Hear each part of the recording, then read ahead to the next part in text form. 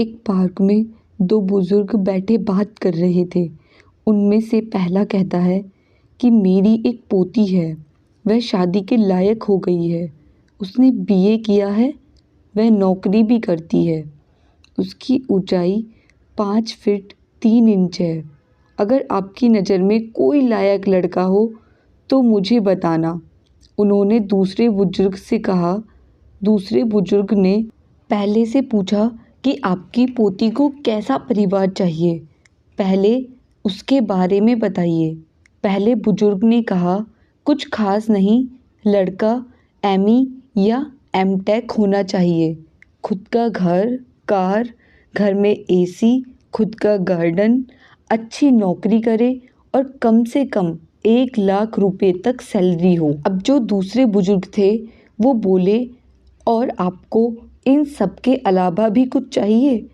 पहला बुजुर्ग बोला, हाँ भाई, सबसे महत्वपूर्ण बात यह होनी चाहिए कि उस लड़के को माता पिता और भाई बहन ना हो। अब जो दूसरा बुजुर्ग था उनकी आंखों में आंसू भर आए और फिर आंसू पोंछते हुए बोले, मेरे एक दोस्त का पोता है, उसे भाई बहन नहीं है, माँ बाप का एक्सीडेंट हो गया है, अच्छी नौकरी है, 1.5 लाख के करीब तनख्वाह है, कार है, बंगला है।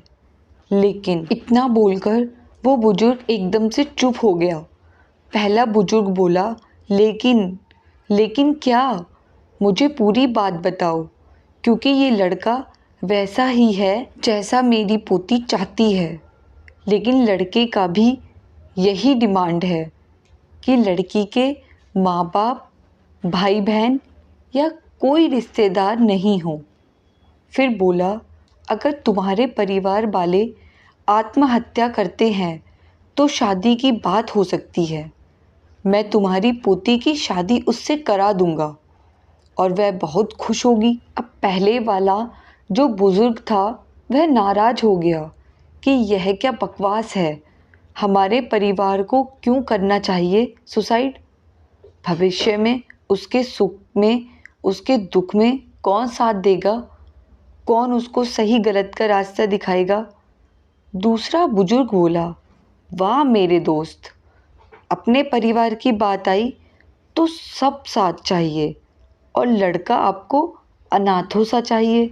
सिर्फ बड़ा घर जरूरी नहीं है, बड़े घर में बड़ा परिवार भी चाहिए, नहीं तो इंसान सुख दुख की अहमियत भूल जाएगा, जिंदगी नीरस हो जाएगी।